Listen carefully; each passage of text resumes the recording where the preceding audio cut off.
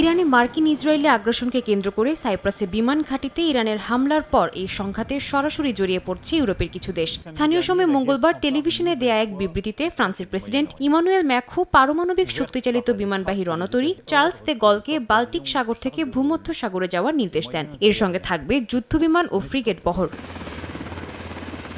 যুক্তরাজ্য ভূমধ্য সাগরের পূর্বাঞ্চলে যুদ্ধজাহাজ HMS ড্রাগন ও হেলিকপ্টার পাঠানোর ঘোষণা দেয়। ব্রিটিশ প্রধানমন্ত্রী কিয়ার স্টারমার বলেন, সাইপ্রাসে অবস্থানরত ব্রিটিশ সামরিক সদস্যদের নিরাপত্তা নিশ্চিত করতেই এই পদক্ষেপ।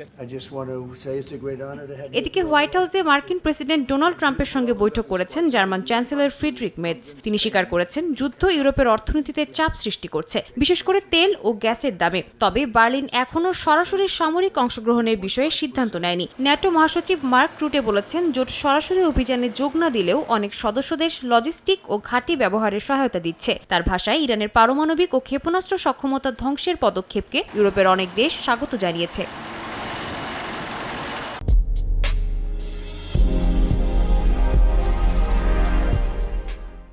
তবে ব্যতিক্রমী অবস্থানও দেখা যাচ্ছে। যুক্তরাষ্ট্রকে স্পেনের কোনো সামরিক ঘাঁটি ব্যবহারের বিষয়ে অনুমতি দেয়া হবে না বলে সাফ জানিয়েছেন প্রধানমন্ত্রী পেদ্রো সানচেজ। জবাবে মাদ্রিদের সঙ্গে সব ধরনের বাণিজ্যিক সম্পর্ক ছিন্ন করার হুমকি দিয়েছেন ট্রাম্প। দ্বিপাক্ষিক চুক্তি ও আন্তর্জাতিক আইনের প্রতি সম্মান জানাতে হোয়াইট হাউসের প্রতি আহ্বান জানিয়েছে স্পেন। সম্ভাব্য বাণিজ্যিক নিষেধাজ্ঞার জন্য তারা প্রস্তুত বলেও জানিয়েছে সরকার।